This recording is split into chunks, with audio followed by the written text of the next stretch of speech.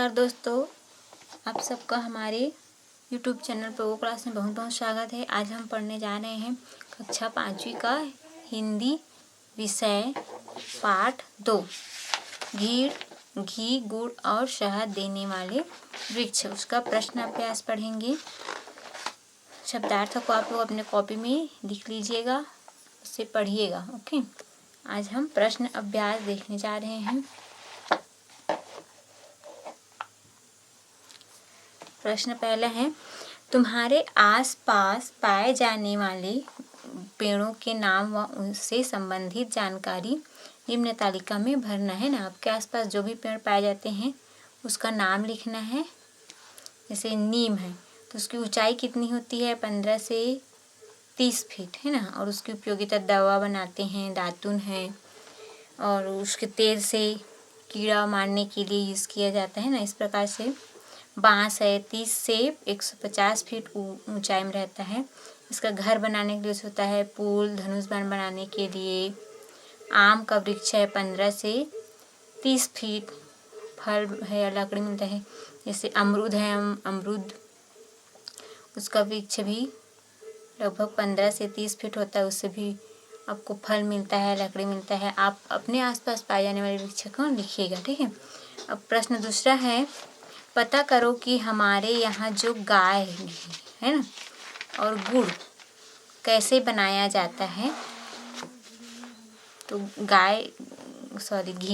घी किससे और गुड़ किससे बनता है, इसको पता करना है। तो आपको उत्तर हो जाएगा, गाय के दूध से घी तथा गन्ने के रस से गुड़ बनाया जाता है।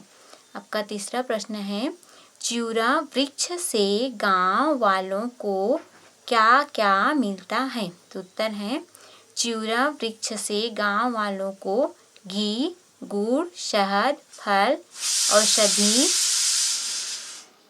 ईंधन, जानवरों के लिए चारा, कीड़ों व चूहों को मारने के लिए कीटनाशक आदि मिलता है। प्रश्न 4 है, चिउरा वृक्ष छत्तीसगढ़ राज्य में क्यों नहीं पाया जाता। इसका उत्तर है, क्योंकि छत्तीसगढ़ राज्य की जलवायु चिउरा वृक्ष के लिए अनुकूल नहीं है। प्रश्न 5 है, चिउरा वृक्ष के बीज स्थानीय लोगों के लिए अत्यधिक उपयोगी है, यदि हाँ तो क्यों। उत्तर है, क्योंकि बीज से ही घी बनाते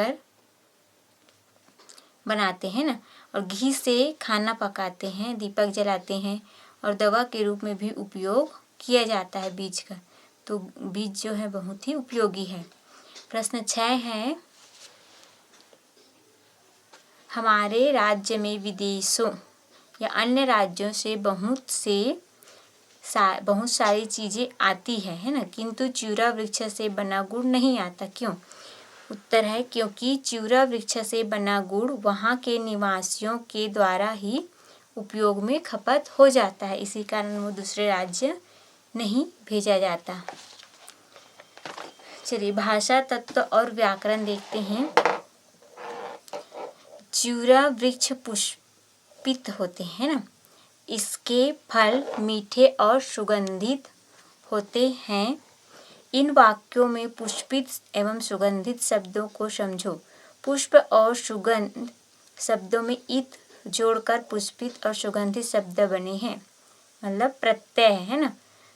यदि मूल शब्द के पीछे जो नया शब्द या अक्षर जुड़ता है तो उससे एक नया शब्द बनता है, उसको हम लोग प्रत्यय बोलते हैं ना, जो मूल शब्द के पीछे जुड़ता है। तो यहाँ पे आपको कर्थ, वर्ण और लिख के साथ इत लगाकर एक एक नया शब्द बनाना है। तो कर्थ से क्या होगा? कथित, वर्ण से वर्णित, लिख से लिखित है। दूसरा देखिए,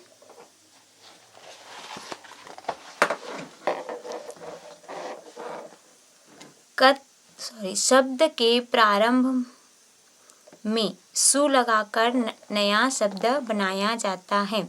सु का अर्थ है अच्छा भला, सुस्वादु, सुलेख, ऐसे ही शब्द है। मतलब मूल शब्द के पहले जो भी नया अक्षर या शब्द जुड़कर नया शब्द बनता है वो आपका उपसर्ग है, उपसर्ग सामने जुड़ता है। तो आपका प्रश्न 2 है, शु जोड़कर कोई 2 नए शब्द बनाओ, उनके अर्थ लिखो और वाक्यों में प्रयोग करो, है ना। तो आपका ये है सुमन, सुमन मीन्स होता है फूल, मुझे गुलाब का सुमन बहुत पसंद है। सुगम, सुगम मीन्स होता है सरल, राम के घर जाने का यह सुगम रास्ता है। आगे है, शब्द के अंत में रहित और शहीद जोड़कर भी नए शब्द बनाए जाते हैं, जैसे हानि रहित, धुआं रहित, परिवार सहित, मान सहित। सहित का अर्थ है के साथ और रहित का अर्थ है के बिना। तो आपको बनाकर बताया गया यहाँ पे।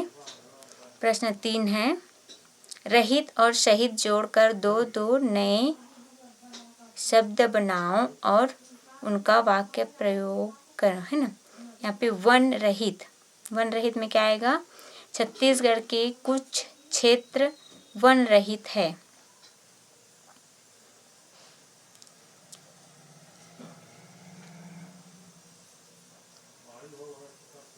शहीद, बस्ता सहित, बच्चे बस्ता सहित स्कूल जाते हैं।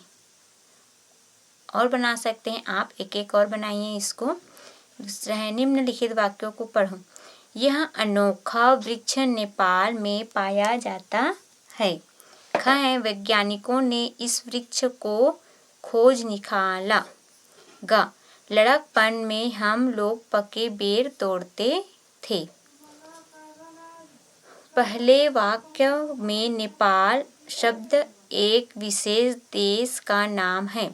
दूसरे वाक्य में वैज्ञानिक शब्द विशेष वर्ग के लिए प्रयोग किया जाता है।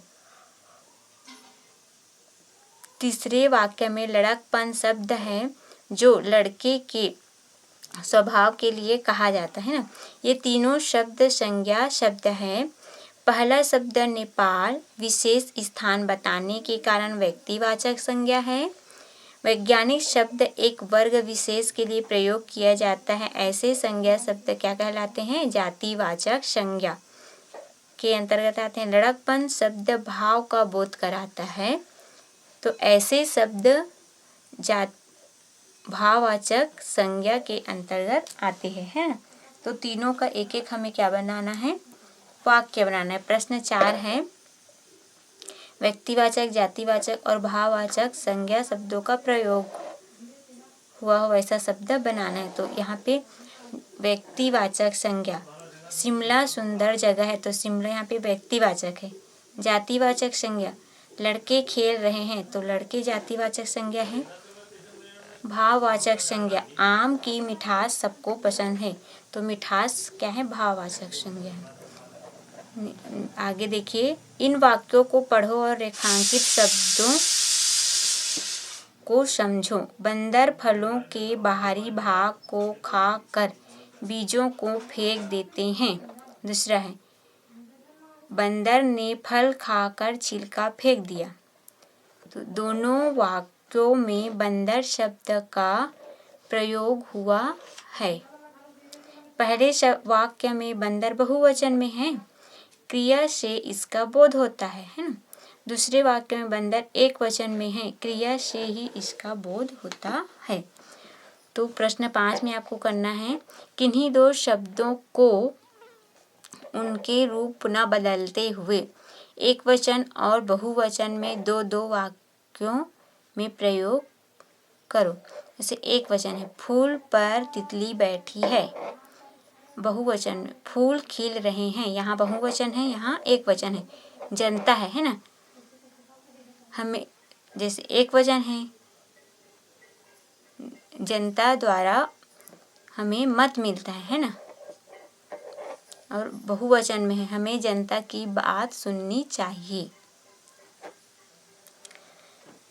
प्रश्न 6 है, नीचे लिखी अधूरी कहानी को 2-3 बार ध्यान से पढ़ो और प्रत्येक खाली स्थान पर उपयुक्त शब्द भरना है। तो चलिए भरते हैं अपने नोटबुक में, इसको भरिएगा बुक में। एक चिड़िया को कहीं से एक मोती मिला, चिड़िया ने उसे अपनी नाक में पहन लिया। फिर वह राजा के महल में जा बैठी और गाना गाने लगी। मोती राजा से बड़ी मेरी नाक में गड़ी।